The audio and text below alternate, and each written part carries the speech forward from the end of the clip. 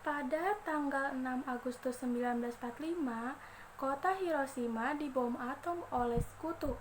Perkiraan korban mencapai 80.000 sampai 160.000 jiwa. Pemboman ini merupakan penggunaan senjata nuklir pertama untuk senjata perang. 7 Agustus 1945, PPUPKI dibubarkan.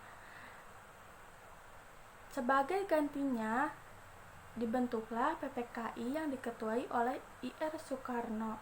Selanjutnya, 9 Agustus 1945, Sekutu kembali membom kota Nagasaki. Kali ini, perkiraan korban mencapai 39.000 sampai 80.000 jiwa. Bersamaan dengan ini, Jenderal Terauchi mengundang Ir Soekarno, Mohatta, dan Rajiman Wedjodiningrat untuk datang ke Dalat. Pada 12 Agustus 1945, ketiganya bersedia berangkat ke Dalat.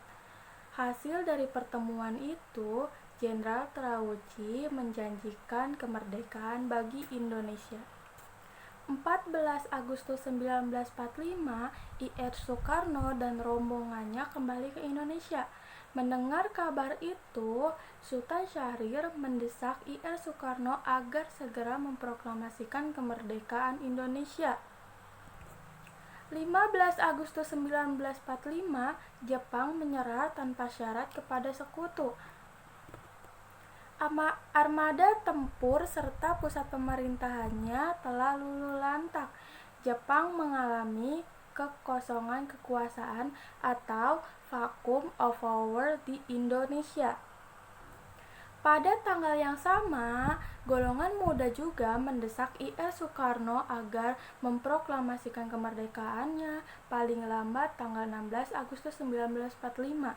Namun, Ir Soekarno menolak dengan alasan ingin meminta pendapat para anggota PPKI.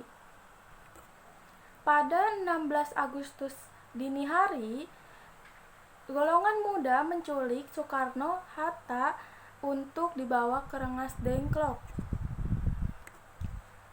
Tujuannya adalah untuk menjauhkan Ir Soekarno dari pengaruh Jepang. Soekarno dipaksa segera memproklamasikan kemerdekaan melalui radio.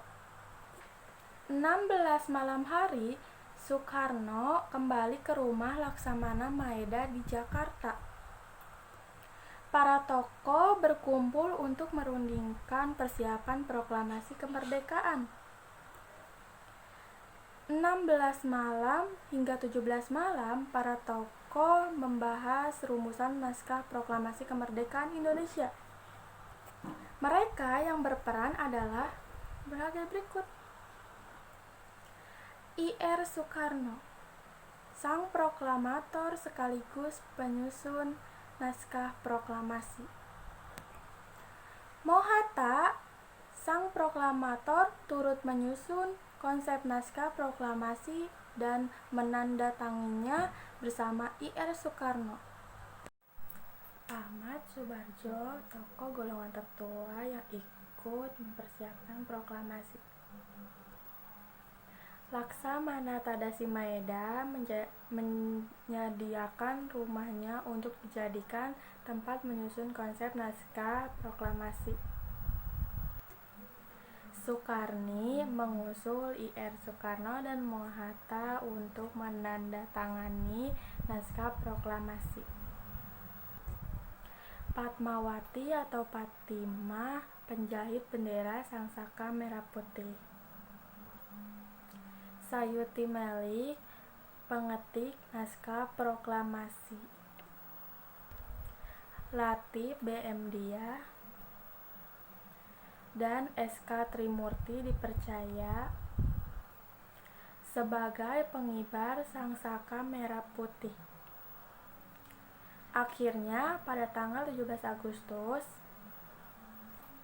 pukul 10 pagi di lapangan Ikada, Soekarno-Hatta membacakan teks proklamasi kemerdekaan.